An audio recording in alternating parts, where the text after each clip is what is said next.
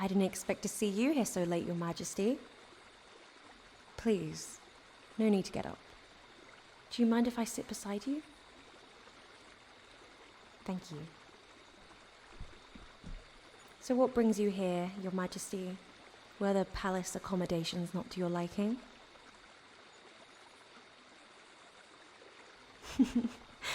Yes, you've told me you don't like being called Your Majesty. Makes you feel older and more important than you are. Might I gently remind you you're the Crown Prince of the Empire of Flames? All the land from the foresaid slopes of Adrian of the West to the forges and foundries of the great industrial cities in the heartland, marching right up to our very borders. All of that is part of your domain, my prince. If anything, your title doesn't quite convey how important you really are. Although, I do admit you are quite young. You're almost the same age as me, are you not? I remember visiting your kingdom when you were just a child. I was one myself, of course, but you seem to have a softness to your features. I can still see the little boy peeking at me from behind his mother's gown sometimes.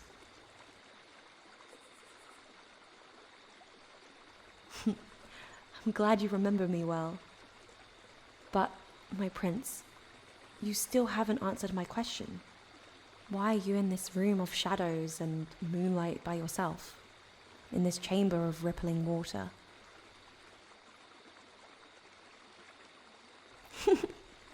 You couldn't sleep? How concerning. I myself have occasional episodes of insomnia. Tonight was one of those. On such nights, I too find myself reflecting inside this room.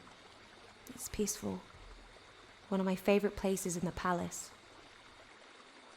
Small waterfalls trickling down the cliff face bring water into this room. A mount of water surrounds the floor on all sides, and fountains at four corners send fresh water back to the mount. And that water creates shadowy ripples on the ceiling, which almost seem alive in such lonely hours of the night. And the sea breeze ruffles the curtains of the window on the wall every so often. If you cross the mount and brush the curtains aside, you'll see the tiny lights descending down the cliff and dotting the shore, all the way to the dark, endless expanse of the blue in the distance. Well, the palace is built into the cliff. This chamber is one of the precious few places with no artificial lighting. Only the sun and the moon, the greater and lesser light. You're most welcome, my prince. I happen to enjoy your company as well. You're very intriguing. Yes, you are. This is the first instance in recorded history that a prince of the Land of Fire has reached out to build peace. You've turned to ink and words instead of fire and metal. For years, our ancestors have followed a policy of expressive expansionation, frequently bringing you into conflict with other nations, mine included. So, what has changed? Why do you now extend the olive branch to me? Is that really your reason, my prince? You just wish for the fighting to stop?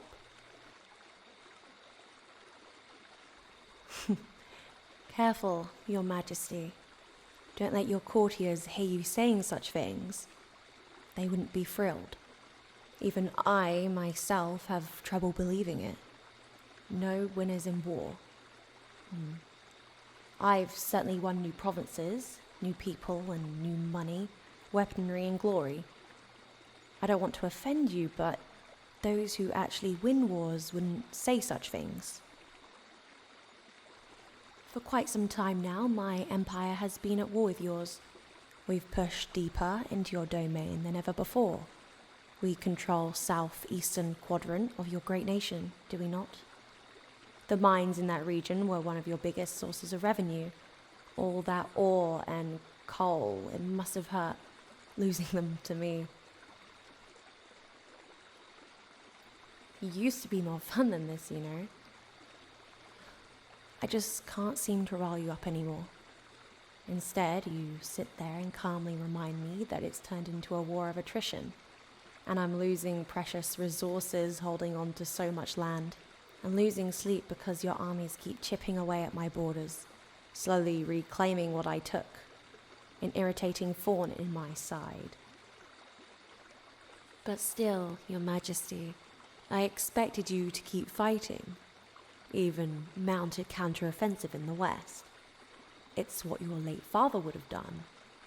You certainly have the means, the mages, the manpower, the largest army on the continent, even if clearly not the most efficient. And there's you, a gifted elemental, able to channel fire from your hands at will. But instead of using that fire to burn corpses, you choose to light the hearth. You say you're tired of fighting and you want peace. And then you come to me asking for my hand in marriage. No, you're right. I don't seem offended, do I? It's because I'm not. I'm not oppressed to the idea of a political alliance, of marrying you. I'm even attracted to the thought of taking you as my husband. One of my powers is to know when someone's lying to me, and you've been nothing but sincere so far. There's a need in you, a persistent flame. You burn with the need to set things right in this world. You've tried to bury it, to be indifferent, but that little flame is stubborn. It's a part of you, even if you deny it to yourself. You should hold on to it, my prince. Your wish to do good. Most people have given up on it.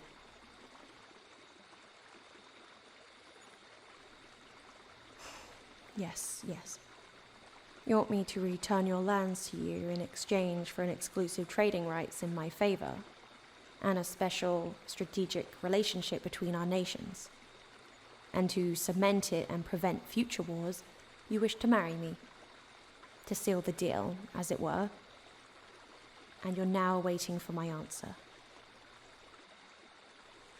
I've already given you my answer, haven't I?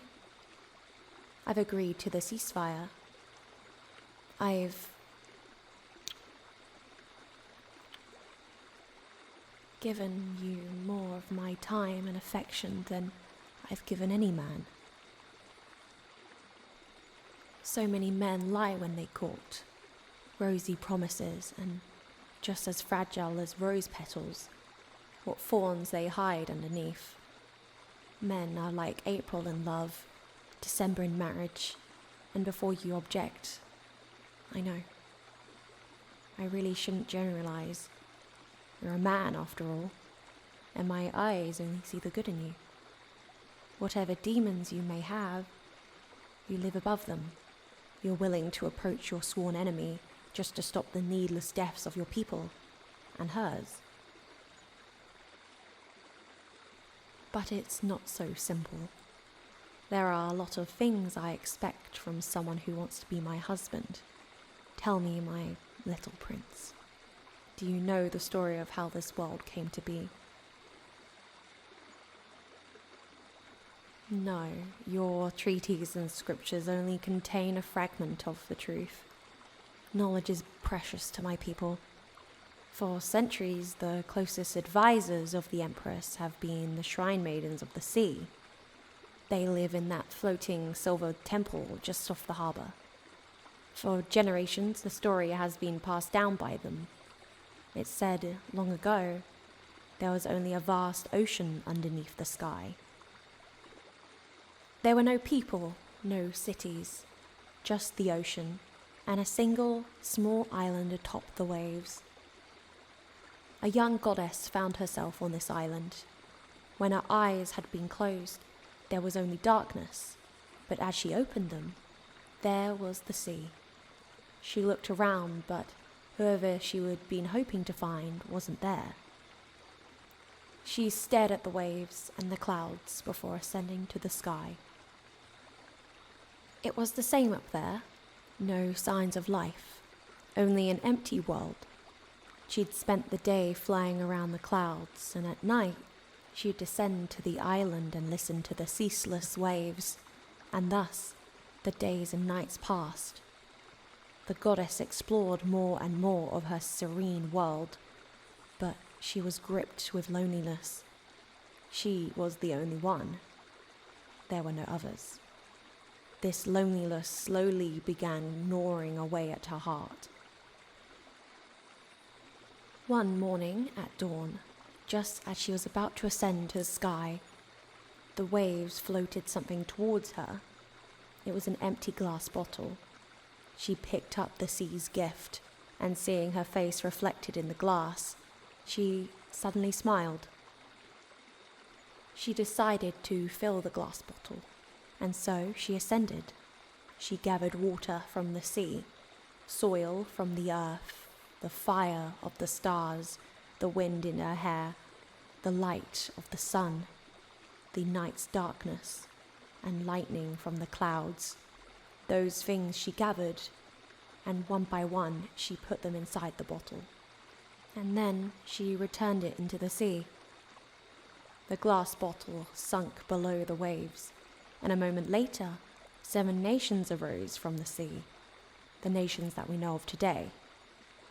The Earth Tribe with their momentous of stone and castle of rock. The Wind Realm with their colourful kites and bamboo groves. The Land of Fire with their great cities of nebulous lights and humming machinery. The Water Kingdom with their majestic ships and forgotten scrolls. And Lightning with their towers of crackling thunder. The 5 that remain.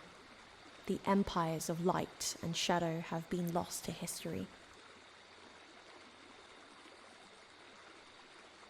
Yes, my dear prince. The 2 empires were locked in a great war for centuries. It's unclear what became of light. Some say it just disappeared one day without a trace. As for shadow, some believe it returned into the sea. That right now, hundreds of fathoms below the waves, in that sea off our shores, the ruins of the once great empire lie sunken on the seabed, slumbering with their secrets for eons to come. I think I'm slowly starting to understand why you dislike conflict. It was war that led to the destruction of those 2 great empires.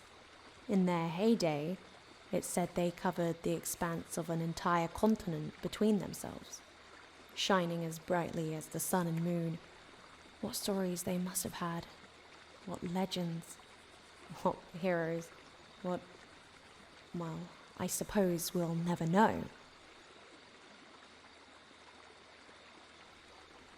Why do you look so troubled, darling? What is it?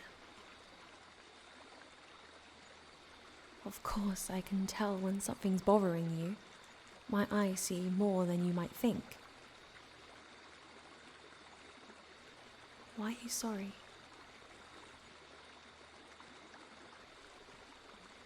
It's okay. You're not responsible for the deeds of your predecessors. The Fire Nation won't return to its old ways with you at the helm.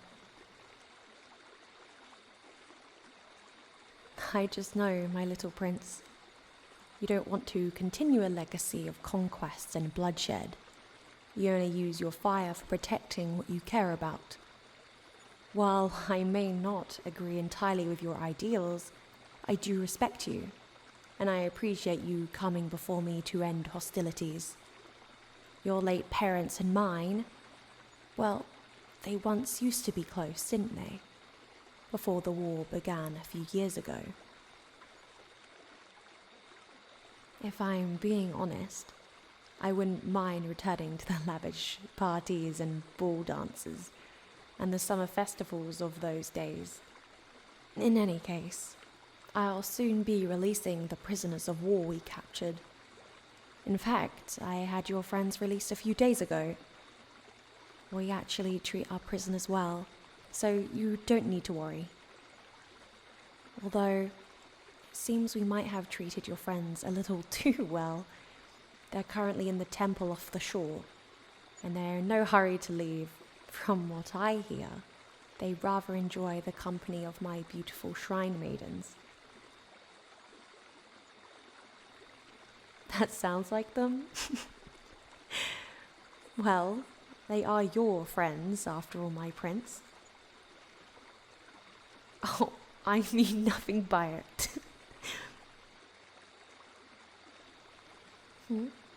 What happened to the goddess? Well, let's see. She wasn't lonely anymore. That terrible feeling was gone. Her world finally had life, colour and sound. But she did eventually leave this world behind. I think she grew tired of all the conflict amongst humans. We are very good at that, aren't we? I'm pretty sure she married one of the mortals, though, because my family has descended from her. She's the deity we worship in our temple, a beacon of hope, wisdom and strength.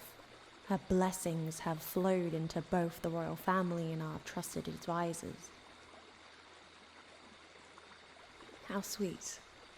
Many wouldn't have believed me so readily, you know. But you're not wrong. One of the reasons my maidens and I appear so beautiful and seem to glide as we walk, to borrow your expression, well, it's in part because of her. The other reason is our good skincare. We've always been adept at channeling water, causing tidal waves and tsunamis and whirlpools, as well as calming the storms and seas. Those are also her gifts. Oh, you've heard the rumors, have you? Is it true I turn into a giant sea dragon whenever I want? Well, I wouldn't say whenever I want. It drains quite a bit of energy, but yes, maybe I'll show you in the future. Just don't tell anyone, okay?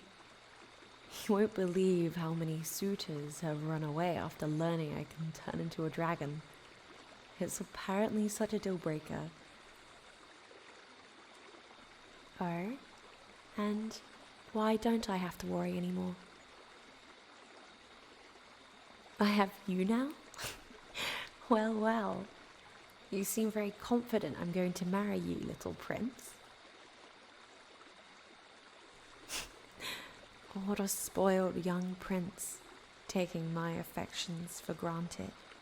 I told you, there's a lot I expect from someone who wants to be my husband.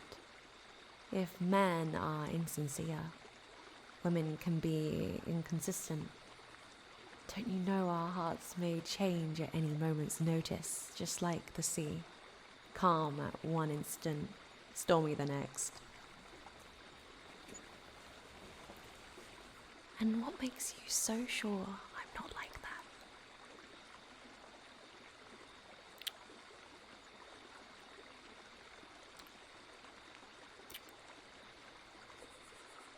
All right. Good answer. Very, convincing. You know, I was going to refuse your nation's proposal for peace.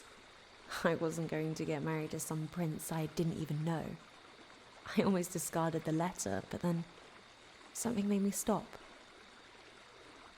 I saw that it was you they expected me to marry. I only agreed to hear you out because I remembered you.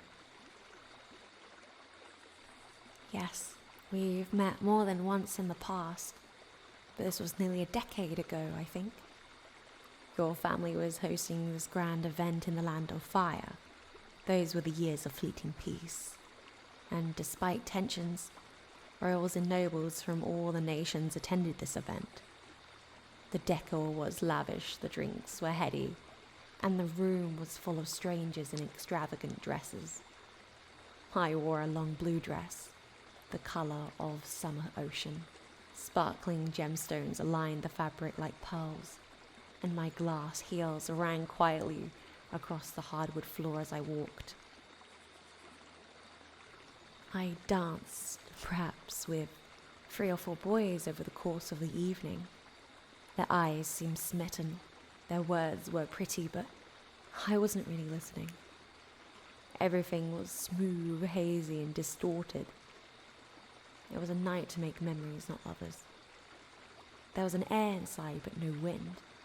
The soft lightning and fragrant perfumery became too much, and I strode out of the halls into the night beyond.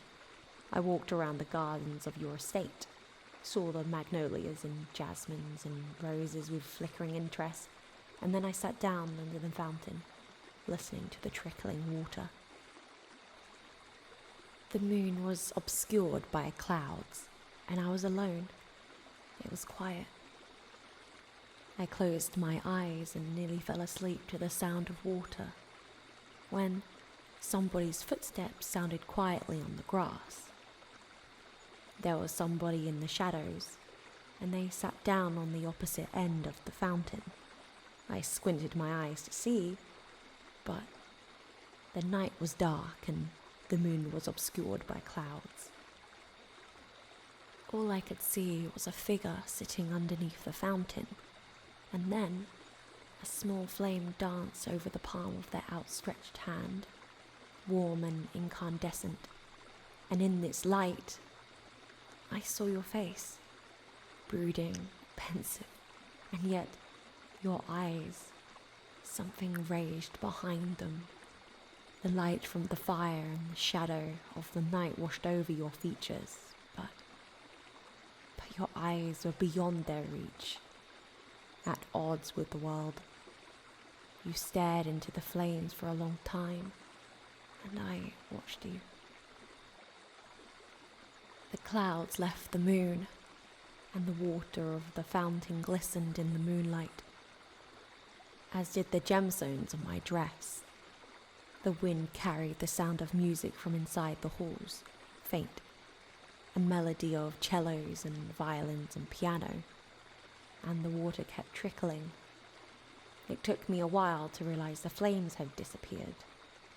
You were looking at me from across the fountain, and I could now see your face clearly in the moonlight. There were no words between us.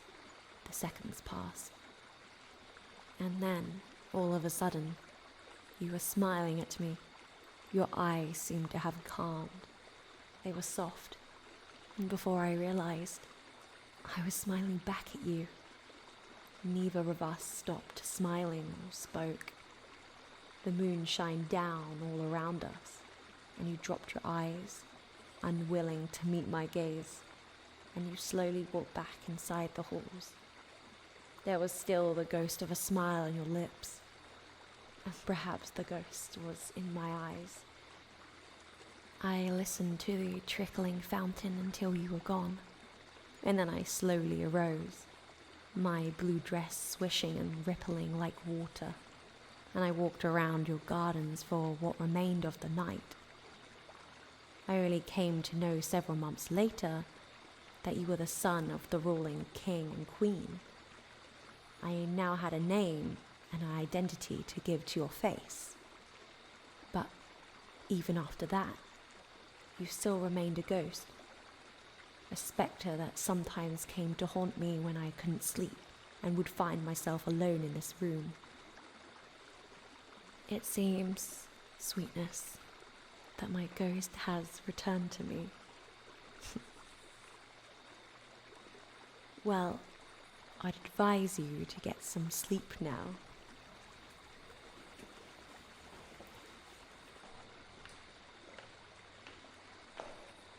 You have a long day tomorrow.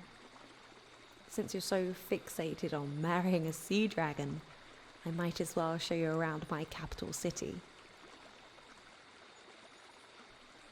What? Do you need me to escort you back to your room because you're scared of the dark? Well, you should have told me that earlier. Here, you can hold onto my hand if you'd like, and I'd be happy to... Don't be like that, I was teasing. I know how brave you are, but I'd still like you to hold my hand. Thank you. Now, let's get you back to bed, my prince.